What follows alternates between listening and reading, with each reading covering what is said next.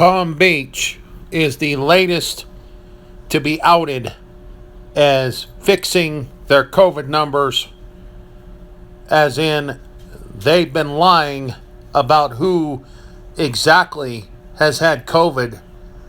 A guy who has a hip replacement and has complications does not qualify as COVID.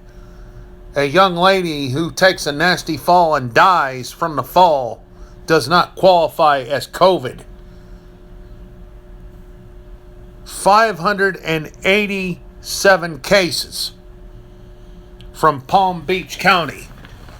And then it later comes out, oh, we only had 169. How many other cities and counties are lying about their numbers nationwide? Are they wanting to break the record of the Spanish flu just because they can just put out one old number? Well, history has dictated that there has been lie after lie after lie put out. Case in point, Adolf Hitler did not die in that bunker in 1945.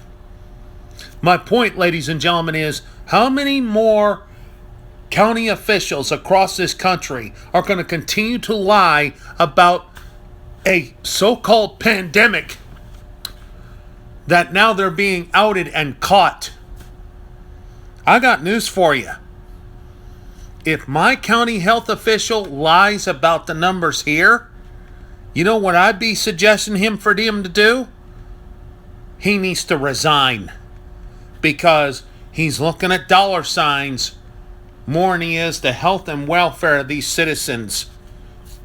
And I'll tell you what, if that is the case, the U.S. Department of Justice needs to get involved and investigate each and every one of these cases to make sure the officials are actually on the up and up on the information they put out.